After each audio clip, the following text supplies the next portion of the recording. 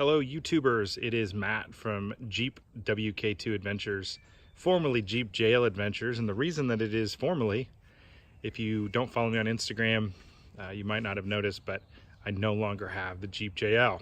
I've replaced it with this 2019 Jeep Grand Cherokee Trailhawk.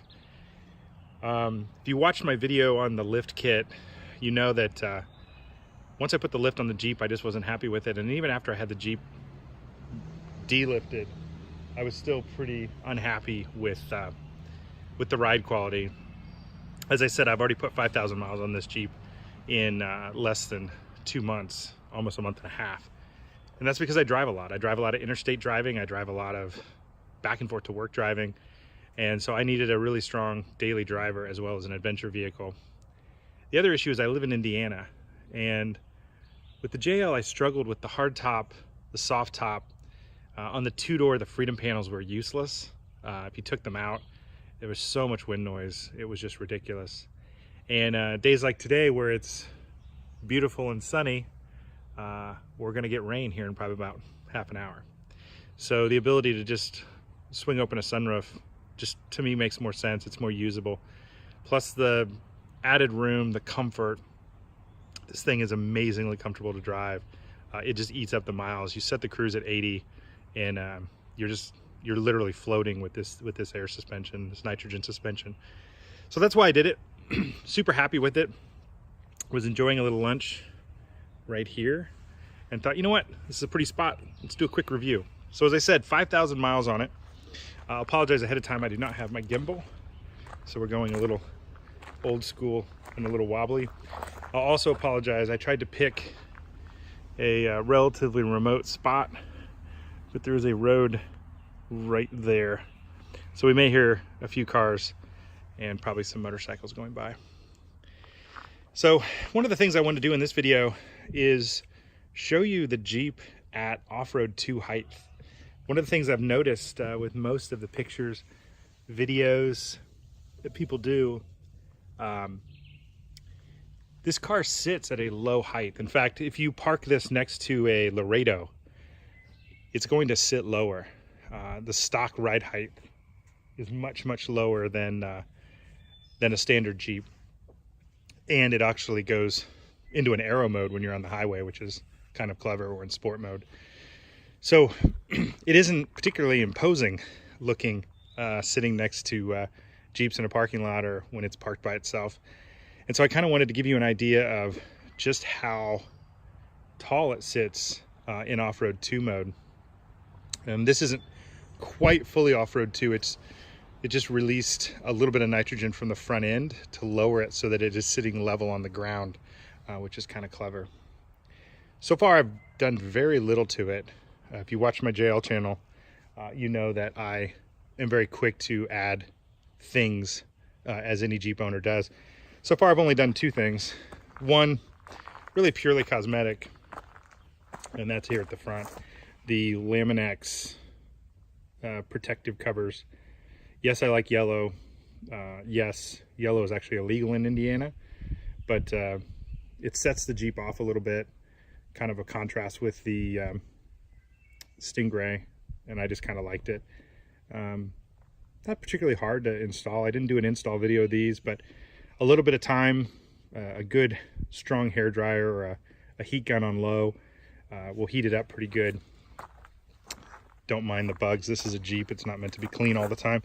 But you can see there are quite a few contours. This comes as a flat sheet. So I didn't do a perfect install, but given that I am not a vinyl wrap specialist, I felt pretty good about it. Second thing I did was really on the tires. And I will tell you, the Kevlars that come on this were fantastic. The first weekend I owned this, we came down here to Brown County, which is about an hour and a half from my home. And on the way down, it was sunny. We had the sunroof open, beautiful drive. By the time we got down here, it was raining, foggy, windy. By the time we started heading up to my house, it was actually snow and ice. And those tires were amazing the entire time. That being said, they're not particularly aggressive looking for me. And on a Jeep, I want an aggressive looking tire. I want to be able to get into a little bit of mud. Not that the Kevlars, the Goodyear Kevlars can't, but I had really good luck with these all-terrain TAs, the KO2s on the Wrangler, and I really wanted to run them again on this rig. Really, we'll post a much better video of the review of these tires on this vehicle once I'm down in Tennessee or in the mountains. But like I said, the gravel roads, the fire roads, the dirt roads, which really were mud roads that I did in the JL, these tires perform. So that is the first thing I did. And I'm actually running a 265 65 R18. They do not rub, touch, hit.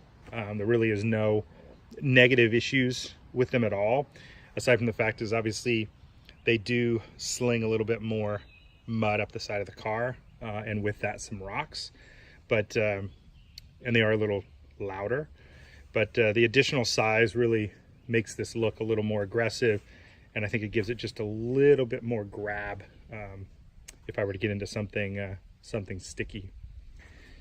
Overall thoughts on the car, I'll give you a kind of a real quick side of the interior. This isn't really a review. I just want to kind of share my new ride in the vehicle that the rest of this channel is going to be based on. It does have the leather seats. They are perforated, heated, and cooled. I like the fact that on the 19s they're not doing that suede insert. Of course, has the, don't mind all my liquid, it does have the Select Track 2, I believe it's called. 8.4-inch display. I will tell you the Uconnect on this is amazing. The navigation is fantastic. The Apple CarPlay works fantastic. The only real downside is the only 2 USBs that you can use for the CarPlay are in this little section here. So I actually had to pull that whole part of dash out to run a hook up back there. But overall, it's super comfortable. Like I said, you can put a lot of miles on this. The sunroof is fantastic.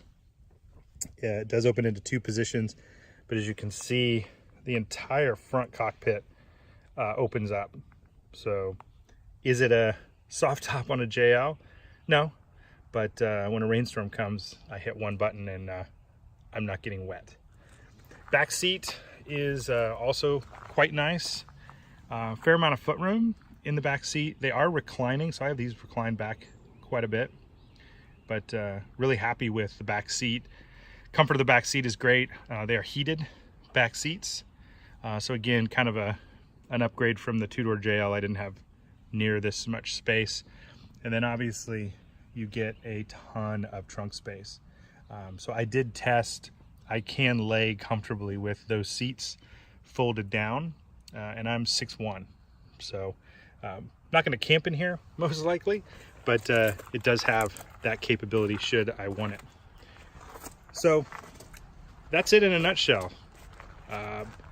Love the suspension, love the ride, love the look. Really, I have 0 complaints of this car whatsoever. I was happy that I got a pretty good trade-in on the JL, and I managed to pick this up. This is the V6. I test drove the V8, just wasn't for me, but the V6, getting about 19 miles per gallon, so not too bad.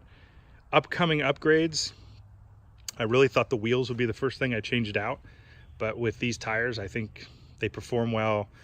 They set in just enough that you're not just coating the outside of the vehicle with mud when you go down a road. I am looking to put crossbars and a rack up on top so that I can mount my recovery ramps, I guess, for lack of a better term. I did bought a set of Smitty-built recovery ramps, and so I'm going to mount those up on top. But yeah, so far I'm super happy. If you guys have any questions, as you know, leave them in the comments below.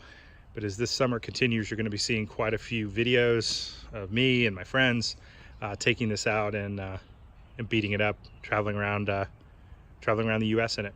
So thanks everyone.